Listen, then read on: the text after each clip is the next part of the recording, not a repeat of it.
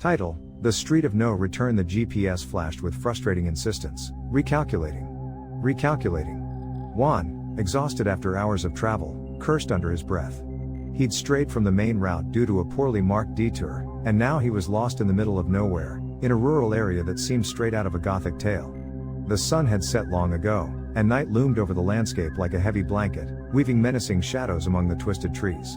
He decided to keep going, hoping to find some indication or, at least, a house where he could ask for directions. After several minutes, he spotted a narrow street in the distance that disappeared into the darkness. It seemed forgotten, almost hidden among the undergrowth. A rusty, barely legible sign read Magnolia Street. With a sigh of relief, Juan turned the wheel and drove onto it. From the beginning, Magnolia Street felt different.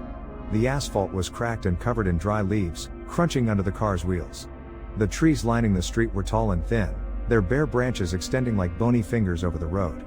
There were no streetlights, only the faint moonlight filtering through the foliage, creating unsettling patterns of light and shadow. A sepulchral silence enveloped everything, broken only by the sound of his car's engine and the rapid beating of his heart. There were no signs of life, not a single house in sight. A feeling of unease began to take hold of him, a premonition that something wasn't right. Suddenly, a noise startled him. A whisper, barely audible, seemed to come from nowhere. "You'll never leave here." He heard, as if a spectral voice was speaking in his ear.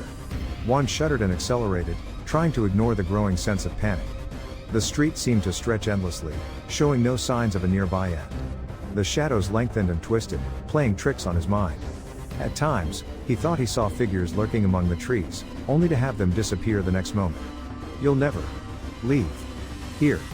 Fear turned to terror when he saw a figure at the end of the street. It was a dark silhouette, tall and thin, that seemed to float in the air. As he got closer, he could better distinguish its features: a gaunt face, with sunken eyes and an expression of profound sadness. It was a ghost, without a doubt. Juan slammed on the brakes, the car skidding on the dry leaves. The spectral figure approached slowly, its gaze fixed on him.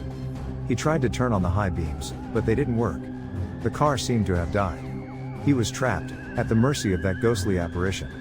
The specter stopped right in front of the car, its face inches from the glass. Juan could see the pain in its eyes, the desperation that emanated from its being. The ghost extended a trembling hand and rested it on the windshield. "Help me," it whispered, its voice a heartbreaking lament. "I'm trapped here. I need your help to rest in peace." Juan, paralyzed by fear, couldn't speak. His mind was blank, unable to process what was happening. The specter continued, "Many years ago, I was murdered on this street. My body was hidden, and my soul cannot find rest. Find my remains and give them burial.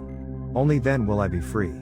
The ghost disappeared as suddenly as it had appeared, leaving Juan trembling in his car. Silence reigned again, but it was no longer the same silence as before.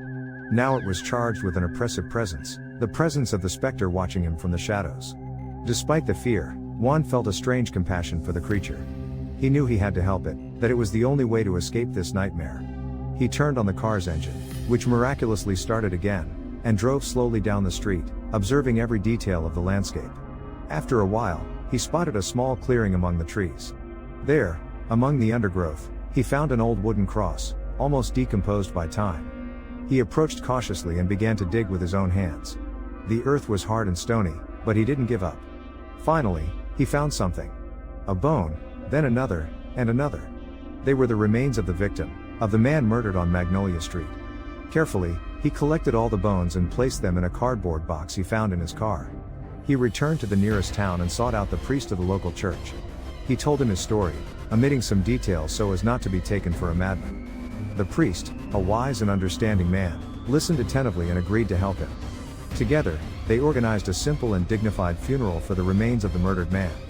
Juan watched the ceremony with a sense of relief and sadness. He knew he had done the right thing. After the funeral, he returned to Magnolia Street. The street no longer seemed so dark and threatening. The moonlight shone clearly, illuminating the road. The silence was peaceful, a silence of peace. When he arrived at the place where he had found the remains, he saw the specter. The ghost smiled, a smile of gratitude and relief. "Thank you," it whispered. "I'm finally free." The specter vanished into the air, disappearing forever. Juan felt a deep sense of peace, as if a great weight had been lifted from his shoulders. He turned around and drove back to the main road, leaving behind Magnolia Street and its terrible secret. He would never forget that night, the night he got lost on the street of no return and encountered the ghost of a murdered man. He had learned a valuable lesson, that even in the darkest places, hope and compassion can find a way. And that sometimes, the only way to free ourselves from fear is to face our own ghosts.